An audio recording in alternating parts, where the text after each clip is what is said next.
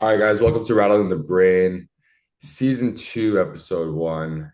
We have Kendra Fisher here on the podcast. Super excited to have her on for the first episode of the new season.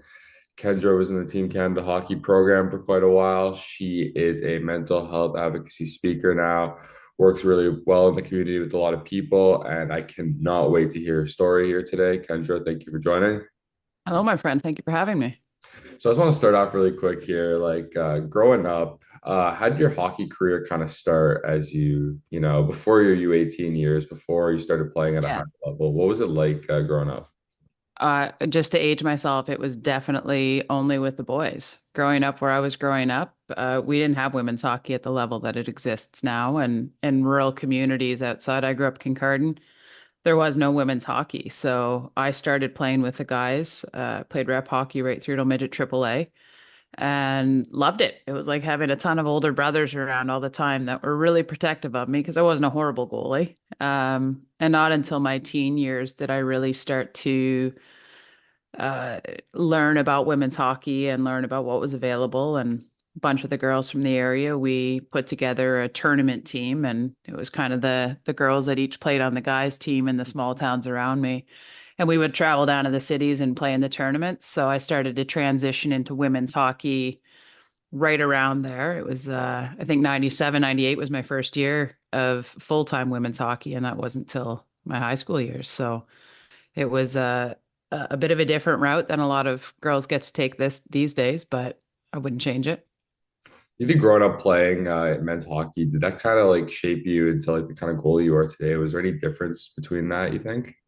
I mean, there's a lot of difference. I mean, ultimately, once you get to a place of physicality and you get to development, biologically, guys get stronger quicker and they're bigger. So, I mean, growing up playing guys hockey, I got used to a different game completely. And I remember, I would say a lot of my softest goals happened the first year that I played women's hockey because it was so different. It was just the difference between a 6 foot, 200-pound guy putting his head down and just putting everything he could behind his shot versus the girls who had a lot more finesse and would kind of find and wait to find that opening, and really found out where my weaknesses were and had them exposed a little bit too easily in that first year, I felt. So when you first started getting older and started playing women's hockey, I don't know, like Started getting older. Started. That process was a while ago, my friend, but started. Hey, thanks. I'm in that process now too. It's not just you. I'm in that process Welcome. too. Thank you. Appreciate it. But when you were in that kind of process, starting to play a little bit higher level, playing women's hockey, what was the like end goal there? Was there like I don't know how many opportunities there was for women's hockey at that time. So like what was the goal for you at that time? Yeah, I mean, when you're looking back, there's kind of those like stages of pioneering hockey. Where were you in the development of women's hockey? And I was kind of in that era of transition from just hockey to we're trying to create more professional feel. We're trying to create those leagues that, now gratefully we've made our way to the PW. But in that period, that transition was kind of like trying to find our way into creating professional leagues, but also the opportunities for schooling through hockey started to open up. So the opportunity to earn your schooling and getting those uh, scholarship offers down to the States and throughout Canada started to open up. But yeah, it was really kind of in those early stages of hockey really having a lot of possibility beyond just being the game I love to play. And obviously, as well, Team Canada was the pinnacle. The Olympics was the ultimate goal, and certainly my ultimate goal. And a lot of us were fighting really hard for a very limited kind of growth in women's hockey. So moving on to like around like the Team Canada kind of spots. Like I know at 99, I was reading a couple articles about how you were, at the tryouts and then something happened there. Would you want to talk about that? Explain a My little bit? favorite articles. Those are Right. my favorite when I Google myself, which Yeah. I It never was one of do. the first things that came up when I saw. I was like, Yeah. there's two articles right there. So it's an Yeah. interesting story. I'd love to hear it. Yeah. So at the time, kind of going into the 99 camp, I had been struggling, and at the time, I had no idea what I was struggling with. It felt like health issues. It felt like something with my heart. It felt like something in my head. I was having, multiple visits to the emergency room. I'd been to every doctor. I was convinced I had a heart problem. I'd get to a point where I felt like I couldn't breathe. I couldn't swallow. I was going to pass out, and I felt sick a lot. My stomach was always upset. And I had all of these physical symptoms that nobody could seem to find a reason for. And at that time, nobody did. I mean, I literally had five different specialists clear me before that camp and tell me how healthy I was. The issue at that point was didn't feel healthy. Every single day, I felt like I'm having a heart attack. I can't breathe. I had gotten to a point where I was isolating myself and using really unhealthy coping mechanisms to deal with side effects and what I was dealing with. And so by the time I went to that camp in 99, I was terrified. I was scared something was going to happen to me and I didn't know what it was. And it wasn't until after that camp that I finally got some insight into what I was dealing with. But when I was out at the camp, I couldn't fake it anymore. I couldn't fake that I was okay. And you can't go through a Team Canada tryout feeling like you are dying every second and be able to hide that effectively from your teammates, from your coaches, and put yourself in a position to succeed. And I was trying to hide it. I was trying to pretend I could be okay. Um, and unfortunately, that just got to a point after the first day at camp, actually, where I realized I wasn't going to be able to keep this for everybody. And I feel like the risk of being found out and being discovered and for people to realize something was wrong with me was far worse than trying to continue on.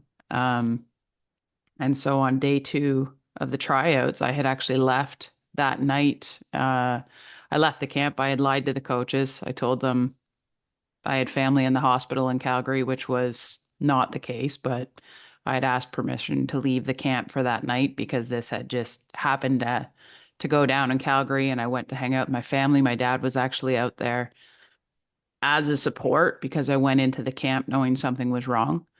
And I spent that night in a hotel with my father just trying to figure it out. I mean, cardiologist said I'm fine, GP said I'm fine, neurologist said I'm fine, stomach specialist said I'm fine, but I feel like I'm dying. So somebody's missing something. And I couldn't come up with any answers. And that was a 2 week tryout. It would have been another 2 weeks overseas if I had made the roster. And so that next morning, I went in and I met with the coaches and I explained something was up and that nobody could tell me what. And they helped they asked if it would help to know I'd made the team.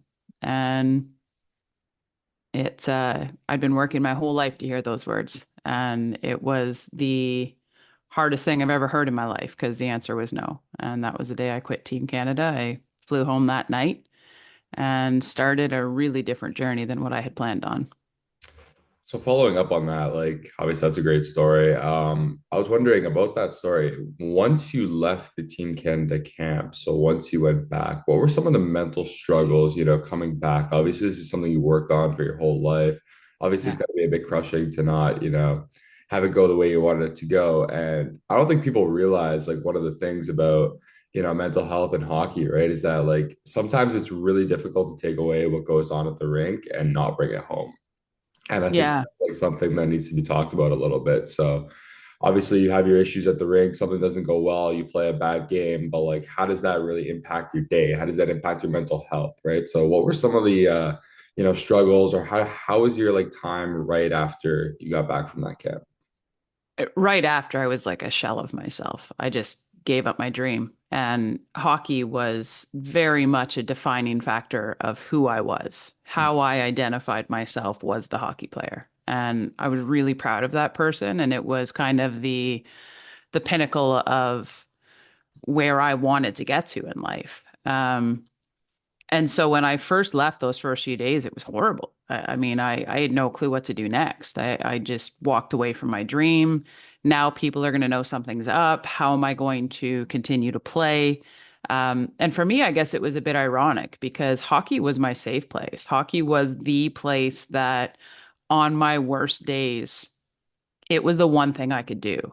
It was a horrible process to get to the rink. It was a horrible process the day before when I'm falling apart trying to figure out how I'm going to get to the rink. And I was exhausted after. But when I was actually on the rink, when I was in the crease, when I was playing the game, that was the closest I understood to safety. And it was almost like a meditation. It was just a place where I found peace. And it was the only place in my life at that time I was finding peace. So there was a whole lot of contradiction there for me in terms of having walked away from it, but also needing it in my life and not knowing how it could exist now. So for me, it was far more about how do I continue on in this? In what capacity? Am I still going to be accepted in this? Um, but also fighting for my life because at that point I was dealing with an illness that hadn't been diagnosed and that very much was taking over and threatening my life. So would you say kind of like the pressure that was put on you, did that come mostly from yourself or from other people? I think pressure always comes from ourselves because ultimately, if we accept other people's pressure, Mhm. we are putting that on ourselves anyway. Nobody has the ability to put pressure on us. We just have the ability to decide how we're going to react to it. Yeah. And ultimately, I think that, you see these headlines and you see a lot of the scenarios where athletes feel that pressure, that external pressure. And I think a lot of it is learning how to manage that pressure internally. Because ultimately, if I don't allow somebody else's perspective of how they perceive I should be succeeding in life or how my performance is, then they have no control over me. Yeah. So I have found a way to make it a very internal process for myself. And I find that very useful, especially in sport. However, at the time, obviously, the expectation of myself was high. Yeah. And as an elite athlete, I think that that's something that we almost pride ourselves in the level of excellence or success that we demand of ourselves. And certainly that takes a toll. But it's really about learning that balance of managing that pressure and allowing it to work for you. I love it.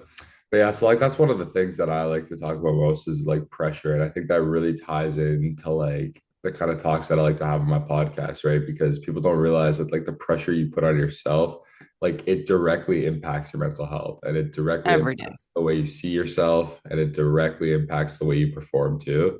And I think it's Absolutely. very undervalued. So like talking about like mental health and all that, right? So how did you kind of get into, that community, start becoming, an advocate for the mental health community? Where did that transition kind of happen? My life fell apart. And my life fell apart in a way that people wrote articles about it and said she left Team Canada camp in 99 and now it's there for the world to see. Mhm. Um, it wasn't on purpose. It wasn't something I embraced. It wasn't something that I expected to have my journey become.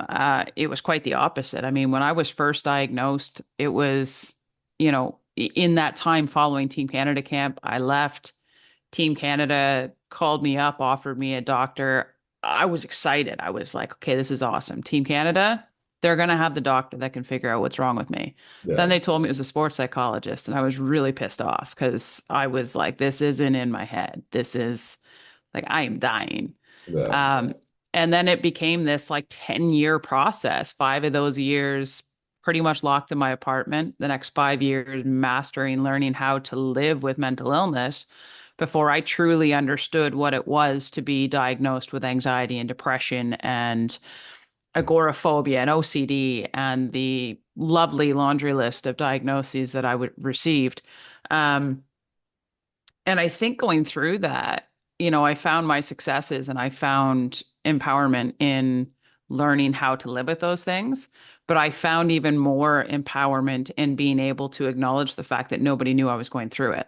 mhm. And that was a problem for me. because when I realized after 10 years of fighting for my life that the most important thing to me was that I could count on my hands how many people knew that I was living with mental illness. And I actually took the time to sit with that. It was an entirely different set of issues that arose for me. And it didn't really become clear to me, sadly, until the death of Darren Richardson in 2010. And for your listeners that don't know, Darren, at the age of 14, took her own life. And it became very public in the hockey community. Her father, Luke Richardson, ex NHL player slash NHL coach. Um, and so when that happened, and the family really embraced sharing that as the truth, which didn't have to be the case. I give them such credit for having the bravery and courage to be honest about what happened in their home. And to me, kind of receiving that information was this moment of, I'm part of the problem. I'm part of the reason that kids like Darren don't know we can live with this. I'm part of the reason that so many people don't know about all of the incredible resources and tools that we can implement ourselves to preventatively, proactively, and reactively deal with mental illness in a far more effective way than we had been. And so it was that moment of just kind of sitting there, literally with Darren's memorial in my hand at the Ontario Women's head office, sorry, hockey's head office, and sitting there with that memorial and really sitting with the fact that there was nothing for me to feel shame about. And I'd spent a long time stuck in that place of feeling like I was somehow less because of how my journey went. And it was in that moment that I realized it was a story that we needed to share. And it was something that a lot of people are dealing with. And the more and more I shared my story, the more obvious that became. And so now I've been doing this since 2010 and I'll never stop. It's too much of an epidemic. It is, we're sitting here on World Suicide Prevention Day, ironically, and it's a conversation that we can't continue to fail. And it's something that we need to stay engaged in and keep at the forefront because the stats aren't getting better, they're getting worse. Yeah, it's the thing, right? There's a lot more help, a lot more information about it, but yet the stats aren't Yeah. getting any better. I was looking online and I saw a quote from you. It's like the most terrifying sentence you can ever Yeah, say to yeah, I somebody. have I was no idea. looking You have online. no idea what I'm about to say now. No, none. I think the doorbell just rang. I'm gonna wait for 2 seconds, give a little more suspense. Okay. Quote was we have to show up for each other. What does that mean to you, a little bit more in broader terms? Like you just said, there's a lot of resources available, there's a lot of tools available, but the stats continue to go down. And I think that we moved into this like stigma awareness protocol with so many things in life, but we're talking specifically on mental health. And so we had these huge campaigns come out to raise awareness and to create conversation and to change the way we communicate about it. We've had a lot of focus on how we communicate about it and what are the politically correct ways to refer to it. Um, and kudos. Those campaigns needed to happen. The education needed to happen. The awareness needed to happen.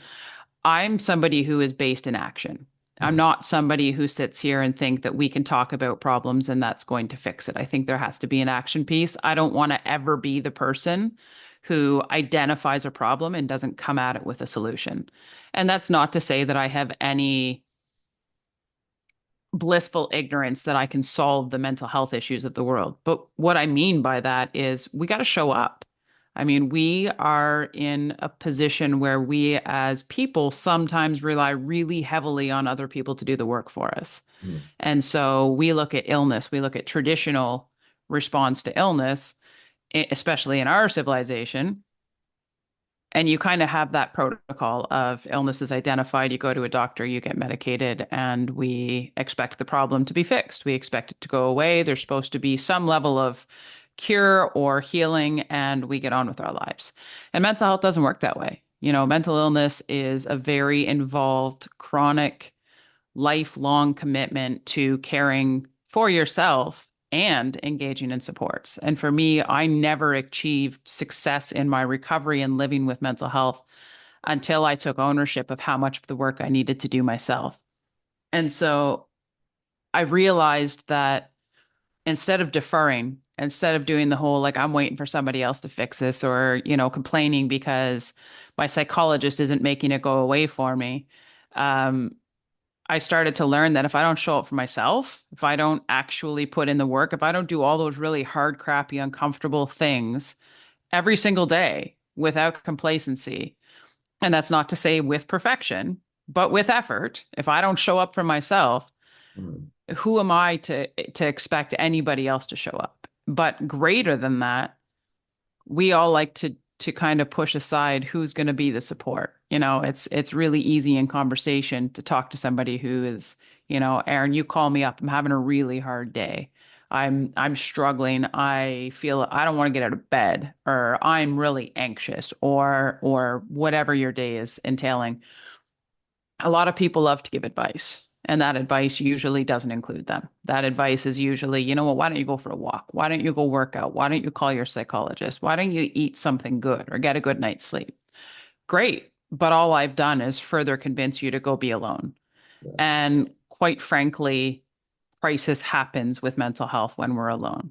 Yeah. Crisis rarely happens when we're not. So my whole push to show up is, you know what, friend, I'm coming over. We're going to go for a walk. Then we're going to come back. We're going to chill. We're going to watch a movie. You don't have to talk about anything. I have zero expectation to fix your problems. And you don't have to take my willingness to participate in your life as a you need to come up with the answers right now. It's the whole scenario of I'm not going to teach you how to swim when you're drowning. I'd rather teach you before you get in the water. I love that. So when somebody's drowning, it's not our prerogative to fix them. It's our prerogative to make sure that, there's no point in me standing there yelling at you for getting in the water. Mhm. I'm going to throw you a life raft. I'm going to throw you a life ring. I'm going to pull you out of the water and I'm going to make sure you're okay because that was scary as hell. And Yeah. then when that moment passes, I'm going to have a talk with you about, you know what? Maybe don't get in the water until you know how to swim. I love And it. so for me, it's showing up every day. It's just taking the opportunity and the initiative to be part of the solution instead of deflecting and expecting everybody to do it for us or everybody to do it for the people that we care about. So, continuing our conversation now that you're working in the mental health advocacy community, what advice would you give for a younger man or woman who is in hockey right now and feels they're struggling with their mental health? It's so easy as athletes to understand the concept of training for our sport. It's so easy to understand why we need to skate, why we need to work on our shot, why we need to work on, you know, controlling our rebounds. And that's ingrained. That's just kind of part of who we are. We recognize the work we have to put in. And a lot of people don't take the time to really recognize how much everything else affects us and our performance. So we don't put the same effort into it. We don't put the same effort into how do we train our mind? How do we become resilient? How do we deal with our emotions? How do we deal with how those emotions are affecting our behaviors? Because it's not black and white. There's no measurable. We like metrics. We are a society of people who want to be able to see progress. We want to be able to see that we can lift 5 pounds more. We want to be able to see the cut of our abs. We want to be able to step on a scale and know that we're hitting goals. But when it comes to mental health, the measurables are far more subtle.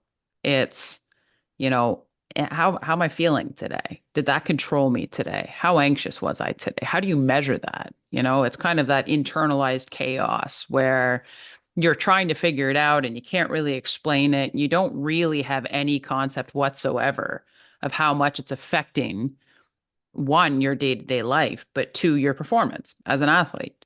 And so as athletes, we put very little time, or traditionally have put very little time into learning those skills, learning how to work on and support our mental health. And my advice to every single athlete, coach, organization is we can work on our mental health. There are tools available to proactively and preventatively help support our mental health in a way that we can avoid crisis, and that's not true of everybody. That's not to say that there aren't people who are disordered or sick or ill or going through issues enough so that it's not going to reach crisis. There's always going to be that. But there is the ability to manage and better control mood disorders and how they affect performance. And we aren't putting the effort into that. And my advice is start, learn breathing techniques, learn yoga, not just to get stronger, but to learn how to control how your body responds to stress, how your muscles react, how you recover. Figure out how food's affecting you. Figure out what you need to do in terms of sleep. It's the only time your brain heals is when you're sleeping. And we are in a society where it's go, go, go, do more, do it faster, do it harder. And we put no emphasis on rest in recognizing that rest is actually a form of the hardest work you could put forward for your mental health. And I'm guilty. I mean, my least favorite part of yoga is that part where you're laying on the mat at the start of class doing nothing, just laying there. And they're like, okay, take some deep breaths. I'm like, dude, I can't breathe. It is chaos in my head right now. Yeah. But when you start to learn how to sit with that discomfort and you start to learn how to manage that chaos differently and your breathing and the tension in your body, it affects your nervous system. It affects inflammation. It affects your physical health in ways that people don't know. And I mean, I'm excited right now. I'm partnering with a company that actually can provide me measurables on my nervous system now. And, over the next little while here, going to be sharing so much around all of those holistic therapies and resources to give people actual physical data and evidence to show how it's affecting our central nervous system, our cardiac system, our, everything that we don't have the ability to measure yet, they're learning how to. And I can't wait to show people actually how we can affect change there. That's awesome. We'll put our Instagram down in the caption as well. We'll tag it on the clip too, because Yeah. that's super cool. And Oh, like I was in tears. I found out and I was like, finally. For like 14 years now, I've been trying to convince people and explain to people. And through nobody's fault. It's difficult to explain. How to explain to somebody like, trust me, when yeah, I go for a 5K run after a stressful night or when my anxiety's been bad, it looks a lot different than when I go for a 5K run after a successful meditation or a successful cold plunge and the effect that has on my body and my nervous system and my cardiac output and my muscle output but I can't explain that. And to now be able to find tools that are able to support that, I think you're going to see an entirely different buy-in to the effects of mental health on elite performance. And when you can show that so on obviously in black and white, that's when you get buy-in. Because ultimately, a lot of athletes are performance based. Everything is based on performance. And unfortunately, we're still trying to move towards caring that athletes are people yeah, and not just the numbers they put up, but it's a lot more convincing to invest in the athlete as people when you recognize that the person has to be okay for them to put up the good numbers. yeah. I think it's the same thing for the athletes too. If they can see better performance, better feeling for them, they might be a little bit Yeah, more willing to, absolutely. participate, right? Absolutely. I mean, we all know we are not going to put as much time into, really concentrating on mobility exercises because the gains don't feel measurable. Yeah, It's like, okay, great. Like I'm sitting here stretching for 20 minutes. I could be lifting, I could be running, I could be, doing something that feels like I'm achieving more. And we don't recognize how much we are achieving when it doesn't feel like traditional hard work in the way that we understand that as athletes. exactly. And like I always like to say too, the brain is like a totally different muscle, right? So like that's something Oh, you really got to train to be at its top. And like kind of to put it in like a sports perspective, right? Like as goalies ourselves, right? Like yeah. we're not trying to bench press 300 pounds. That's not what makes No. a successful goalie. That's what makes a Yeah. successful linebacker, right? Yeah.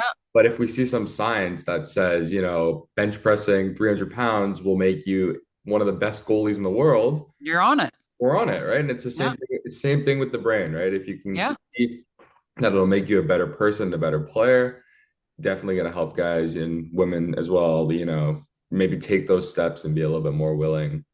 And beyond that, too, affect our day-to-day lives, right? Like going into that piece around treating athletes like people. Well, ultimately, an athletic career, it's got a lifespan, right? Like we can only last as an elite athlete for so long. And unfortunately, it's nowhere near, middle age, let alone the end of your life.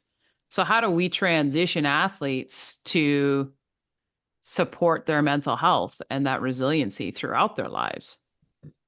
It's kind of following up onto that. Do you know like what NHL teams have been doing? Have they taken more steps? I know obviously you're involved with the NHL, Columbus Blue Jackets.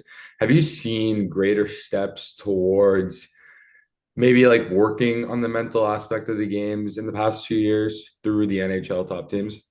I mean, I think that working on the mental aspect and working on mental health are perhaps two different things. Yeah. We can deal in mental performance. We can deal in the tangible effects of being able to identify mental performance in sport. That's traditionally where we've gone with sports psychology. Where we haven't gone is really truly supporting resiliency and development in stress and resilience and how that affects performance. And so, you look at a lot of the NHL teams, I think that from conversations I've had and from what I've come to see is that we're in the beginning stages. We're in the beginning stages of NHL teams are recognizing that there's a necessity to support player mental health. And as you see bigger names entering into the assistance programs, you can't ignore it. You can't have a superstar missing half a season and then quietly pretend it's not happening. And unfortunately, as per usual, it usually takes that level of crisis or that level of negative impact for there to be a reaction. And I wish we didn't have to keep waiting for that to take action. However, that being said, I mean, you won't find an NHL team or any professional team that doesn't have a psychologist on staff. Again, though, I think it's all reactionary. Yeah. I think most likely, and I can't speak this factually to every professional sports team out there, Yeah. but in my experience, you're getting there's a lesson that is to inform the players that A, B, and C are available to them if they need it. Mhm. And so you've got a psychologist on staff. If you find yourself in crisis, you may or may not choose to tap them on the shoulder and look for some level of support. And how that looks is individual to each team. Um, Beyond that, you do now have more programs coming out of the NHL and the NHLPA in terms of trying to address it and trying to figure out how to address it. And I think that we're seeing that we're in the early stages there. And then you do have the odd team who's starting to recognize and buy into the notion that there is a preventative measure and there is some proactive steps that can be taken in including that in player development and hopefully into their systems. I love what we said earlier in the podcast about you don't teach someone how to swim while they're drowning. And I think Yeah. that's a super important message, right? Kind of just like, getting rid of the problem or dealing with the problem before it becomes such a problem to the point Yeah. where, you know, it's unattainable. But in terms of like comfort level in players, do you think players in today's game are more comfortable discussing their issues with their teams, or do you still think there's a little bit of an issue where people are still very hesitant to publicly speak about their mental health problems? I, I think as athletes, we're trained not to admit to anything that is seen as weakness, and any illness, mental or otherwise, is perceived as weakness as an athlete. And so I think that one, I don't think it's a small problem. I think it's a big problem that we still consider it that way. And that prevents a lot of people from seeking support that they should.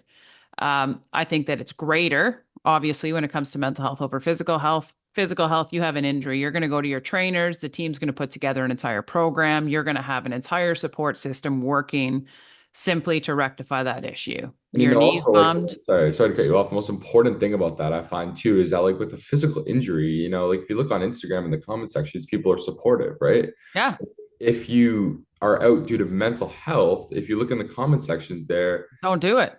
very, very different thing, right? So Yeah, I don't think don't there's do enough it. support in that kind of aspect. Sorry, continue. No, don't be sorry. It's a very valid point, and Yeah. unfortunately, it's true. I mean, we have a lot of armchair warriors when it comes to sports, Oh, and we are real quick to tear people apart with mhm. zero recognition for the people they are. And we have this entitled thought that because they're athletes, they've chosen to put themselves in the line of fire, and it's complete bullshit. Pardon my language, but these people are out there playing a game they love and a sport they love and have attained it at the highest level. And sure, that gives us the opportunity to sit there and make comments about their performance on the ice. And, you're never going to get away from that. But when it comes to actually tearing apart somebody's character for, issues that they may be dealing with, I challenge every single person to take a second and take a look in the mirror because there's never been a single time in your life that you haven't been brought to your knees by something. And Mhm. these are people who, at very young ages, undeveloped ages, if you consider that the human brain doesn't stop developing until you're 25. So until you're 25, you don't actually have the capacity to work with an entirely developed brain, which I would argue is the majority of professional athletes in terms of age span. You're watching these kids grow up with millions and millions of people commenting on every single time they trip and tearing it apart and attributing it to whatever best, serves that narrative that day. And it's asinine. And it's causing damage to people. Forget the athletes, to people. I watched an interview this morning. Caitlin Clark was sitting there giving one of her pressers, and it was about a kid who, showed up whose mother had passed away from cancer. And it was like her wish to meet. And Caitlin Clark said it best. She sat there and said, at the end of the day, basketball's just a game. Yeah. That's not what matters. It's just a game. And at the end of the day, this is a kid. This is what matters. This is a kid who has to figure out how to live the rest of their life without a parent. And in the scheme of things, people just don't use their brains. They Yeah. use their egos. And like I mean, also as an athlete, it's comical to watch because any one of these people want to put on a pair of skates and grab a stick and go figure out how they measure up against the people that they're tearing apart. Have at it. Like, have fun. And any one of these people want to take it upon themselves to put their lives on display for millions of people and think that that gives them permission to comment and narrate on every single possible thing about their lives. It's atrocious and it's damaging. But at the end of the day, I think that we're seeing a movement internally within sports organizations for players and for everybody else where we are trying to create a safer environment for this to be a conversation that could happen.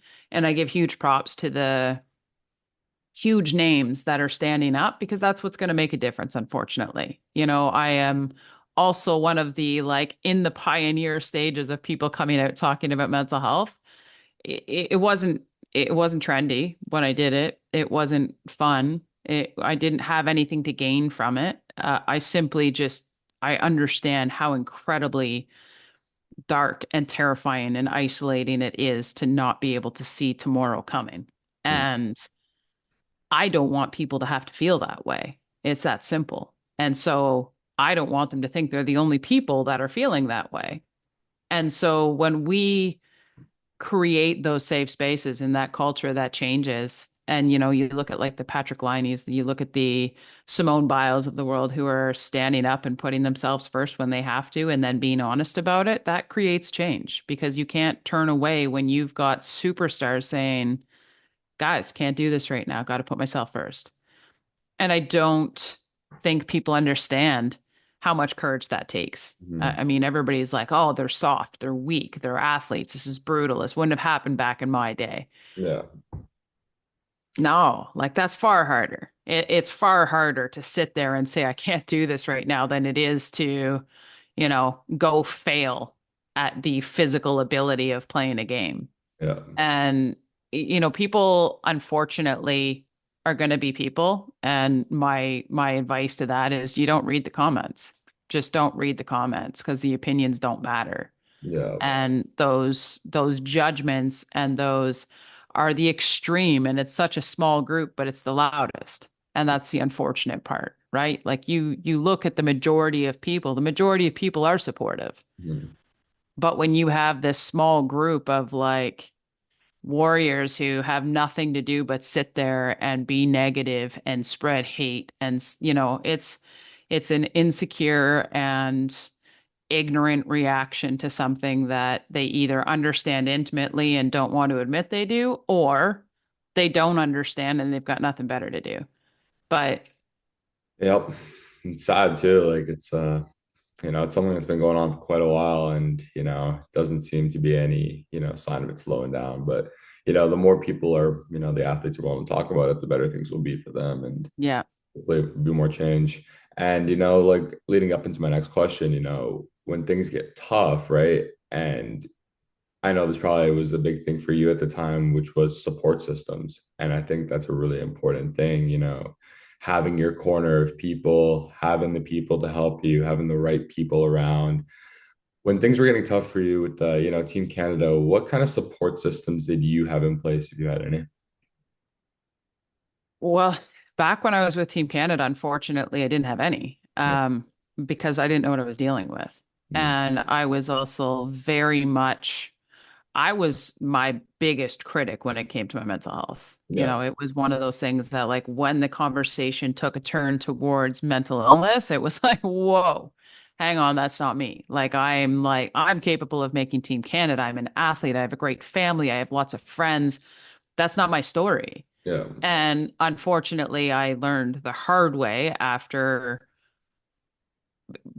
being like the most horrible patient of existence. I mean, like, I had no use for my psychologist in the beginning. I had no use for medication in the beginning. I had no use for any of it. I was just defiant. That wasn't my story. They had it wrong.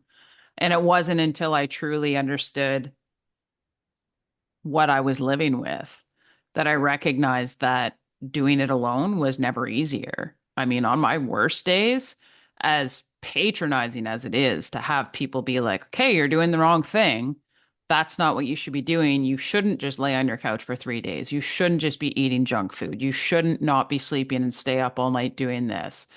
Having a beer isn't going to help you. Drinking is not going to help you. Those are all really patronizing, offensive things to hear when you're on the defense. Yeah. And you're on the defense because you don't think anybody else could ever understand. It's really easy to be sitting in that spot of despair and being like, you don't get it. Who the hell are you to tell me what to do? Mhm. But I had to learn to open myself to the possibility that there were others out there that, A, their intentions were genuine, they cared, they loved me, and they wanted to help. Yeah. And B, I didn't know best. I didn't have the answers. This wasn't like something that my pride was going to fix. This was something that I was going to have to say, wow, like, I am completely at the mercy of this race net right now, Mm. and nothing I am trying is making it better. So when am I going to drop the pride, drop the ego, and actually buy into, okay, you know what? Whether you like the way it sounds or not, you're dealing with mental illness, and you better figure out how to do something different because right now you're settling for how horrible it is. Mhm. And then when I started to learn, I want a psychologist, I want a psychiatrist. If I need medication, I want medication. If I need to be told that I need to do more cardio because it has a positive effect on mental health, I want somebody to tell me that. I want to know why I'm doing yoga. I want breath work. I want ice therapy. I want red light therapy. I want every single therapy and every single person in my corner that I can find. Because with accountability comes success. And with mental illness, there are days that we are not our best advocates, and there are days that we are not holding ourselves accountable. Yeah. So when you give other people and resources and commitments the opportunity to help hold you accountable, it's just a game changer. I mean, people are always asking me, why do you do this? Why are you doing this out loud? Why do you sit there on your worst days and share that? And I was like, you got to see the response after I do it. all of the sudden I'm getting 20 check-ins a day. I'm getting 20 people saying, "You okay today? Do you need anything?" Mhm. I'm getting I haven't seen you go running on your profile for about a week now. You still running? And it's kind of this like I've given open permission for everybody to be on my case. And Yeah. I'm like, it's love. It's love. We got to drop the pretense that it's people coming down on us Yeah. and open ourselves to that support. I also love that it's not like, why haven't you been running lately? And it's more of, hey, have you like more asking you instead of like Yeah. getting on your case, right? And I think that's, And that's the narrative, right? yeah, Ultimately, I think people who are struggling with their mental health, one of the hardest things we have to deal with is asking for help and saying, like, look, I know you think I'm doing really well right now, but I'm having a really bad day. It's not easy. It's not easy. You don't want to admit when you're having those bad days. yeah, But when you are open about it and when you create conversation and you are actually willing to show up and be a true depiction of what your experience is, yeah. it invites people to know what's going on.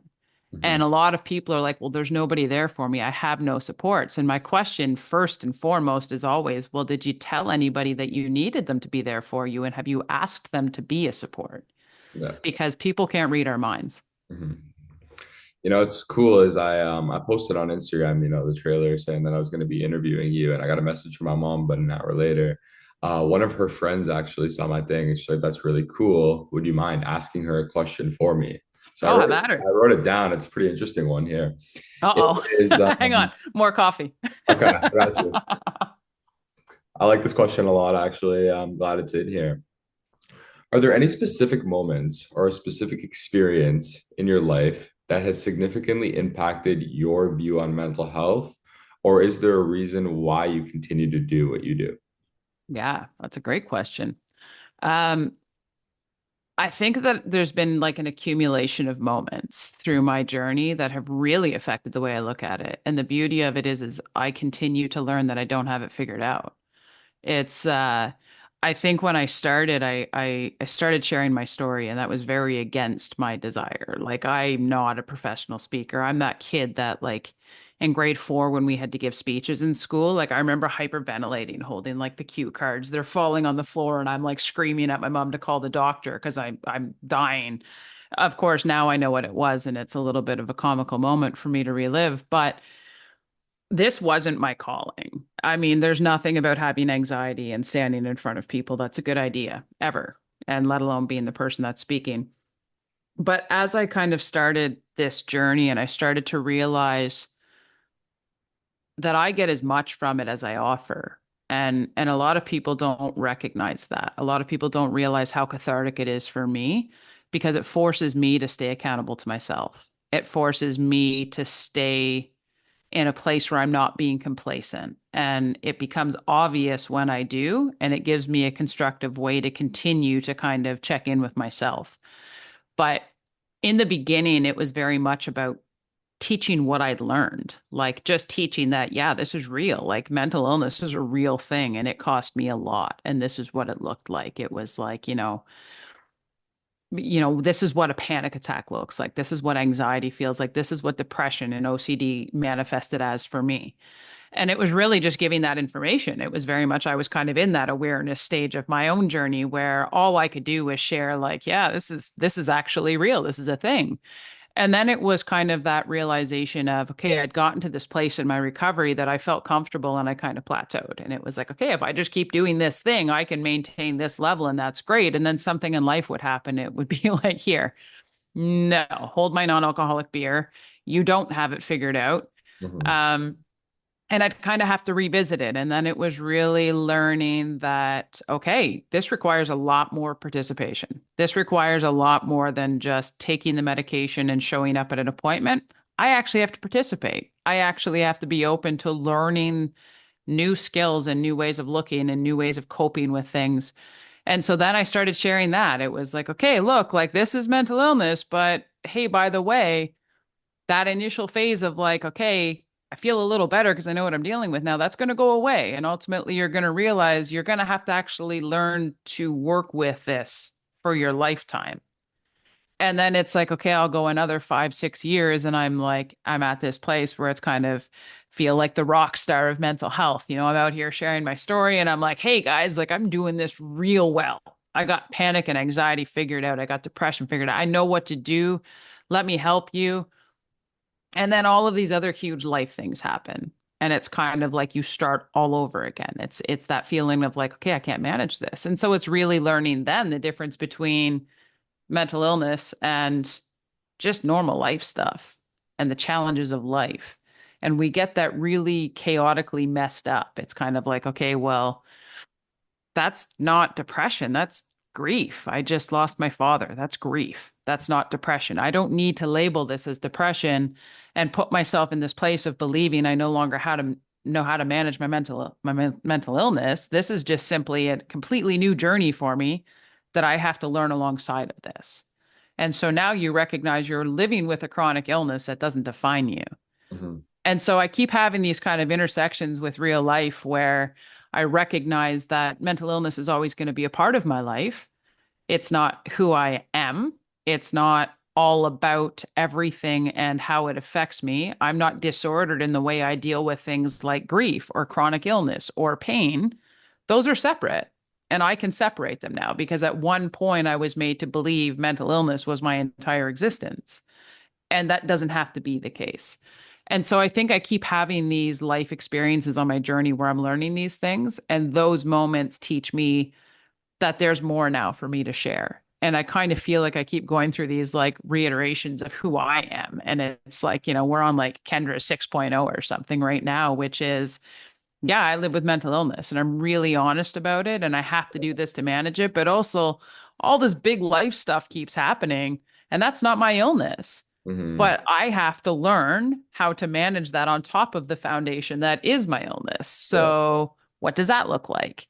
And I'm so intrigued. I don't know if that makes me strange or not. I'm so intrigued by it. And when I learn it, I feel like passionate about sharing it because it's so inspiring to me, the reflection back that I get. I get other people's experiences and stories and journeys, and I'm always open to learning from those things. Hmm. So I continue to share because in continuing to share, I continue to grow. Yeah. I love it. I love it. And I love hearing from someone who like has gone through these experiences. And it's not really like a thing where you're a teacher per se, but it's you're like kind of passing on your knowledge of what you've been through. And it's always a lot better to hear from someone who kind of has gone through the same thing, and especially Yeah. someone who's a high level athlete as well, who doesn't just understand like the mental part of it, but also understands like the demand for physical Yeah. strength that you need. And the demand of being a high level athlete is really important. So I like the answer to that question. Also, one other thing I just never touched upon, and I just saw yesterday. You're a firefighter? You didn't know I did that? not know that up until yesterday. I am a Like, firefighter, yes. I was like, "Dad, do I have this right?" I'm like, so Yeah. how did that So come on? I've been a firefighter now since 2018. Hmm. It's funny, because it's one of those vocations in life that people wouldn't traditionally think would be a good fit for somebody with my past. Yeah. And so it's always kind of been one of those interesting conversations. Everybody's kind of like, like how did you get into firefighting after this journey? Like it's not as though I was a firefighter and then I got sick. It was, Yeah. I learned how to live with anxiety and depression and then I was like, hey, let's become a firefighter. Yeah. Um, yeah, I think it just speaks more to that whole, it doesn't define us. Mhm. Yeah, I live with mental illness, but at this point, I consider my ability to manage my mental health far more of an empowering, you know, it's one of my superpowers for my job, I think. It's very easy for me to relate to a lot of what we deal with on the medical calls that we get, and the anxiety and the stress that comes from those situations is something that I train to manage, and I have been for far longer than anybody else. Like, Yeah. I remember in my interview, somebody asked me, how are you going to deal with like the horrible things you see? And I was like, I've already got it all in place. Like, I'm going to touch in with my psychologist. I'm going to do all of the things that I know I need to do to avoid bad coping strategies, and I'm going to put the positive resources in place, and I'm going to manage those things as they come. And I have pleasantly found that it's true, and it's kind of been fun to experience and realize that I truly have developed those skills so well that they serve as a positive in my life. I know how to manage. I know when to reach out for help. I'm not at all ashamed to say, you know what? That was messed up and I am sad about that, or that scared the hell out of me, or that was horrible. And I'll deal with it immediately. I'm not going to accumulatively allow these things to just pile up and be a negative impact on my mental health. Um, but further to that too, it's been pretty cool because it's a hell of a testament to exposure therapy. I mean, Oh yeah. you take the power out of fear when you face it. Yeah. You repeatedly show yourself you can do something that's hard, that makes you feel uncomfortable, and it feels less and less uncomfortable every time you do it. And I'll tell you, firefighting has been a crash course in that. Yeah. Obviously, not a recommendation. I'm not suggesting everybody goes and figures out how to be a firefighter so that they can overcome their fears, but it's yeah, again, like I said, I'm constantly intrigued by growth and our human ability to persevere and become resilient. And when we open ourselves to that, I think it's just endless possibilities. Yeah, I love it. My kind of wrap up question for you. Just quick question before I get into it. Are you going to be doing the Million Reasons run next year? Hell yeah. So, Okay. I mean, as you know, Million Reasons Run, really quick, shout out for that. It's a run that raises money for Sick Kids Hospital and all the hospitals across Canada in May. It's a virtual run. I have a team in every year. Unfortunately, this past year, I was undergoing some health issues. I'm now, I don't even know, like 10, 11 weeks post-op from surgery for endometriosis, and also unfortunately lost my father a few months ago. So, my ability to do the run this year wasn't what it typically is, but currently back training on a 3-month journey to get back to firefighting because I've had to be on leave from that as well. Um, and yeah, just you know what, just a really cool journey happening over the next few months. So follow along on Instagram, but absolutely Million Reasons Run in May. The bigger the team, the better.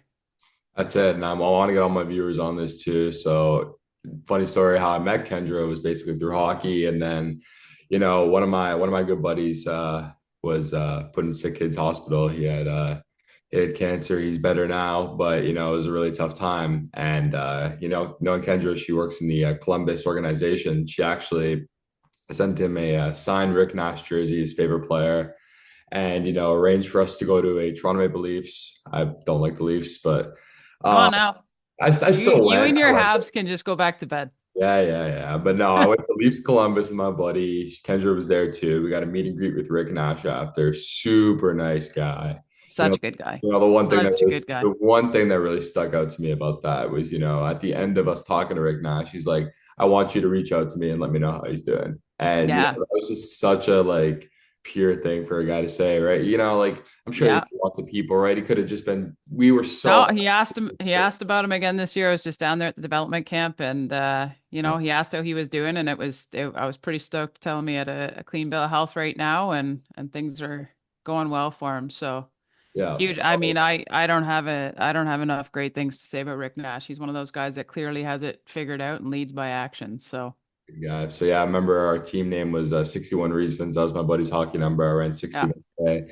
Next year, I want to make it bigger. Obviously, I'll try and get as many people on the team, raise as much money as I can. I remember I us. You just said it out loud, man. See this. got it. This is Got when it. you're gonna figure out. You say it out loud. You put it online, and now you got to Love it. stick to it. It's great. We raised over $6,000 last year. 6161 was actually my number that I raised. Yeah, So we're gonna try and match it this year, try and do more and keep up doing some great things. love it. Yeah, just close it off with a thank you for being on the podcast. It was a great episode one. Looking forward to doing some more episodes, and thank you for coming on and sharing your story. Yeah, my pleasure. Thanks for having me, friend. No worries. Kendra Fisher, everyone. And that will conclude season two now. Damn, season two, episode one. And we'll see you guys in the next episode. Thanks.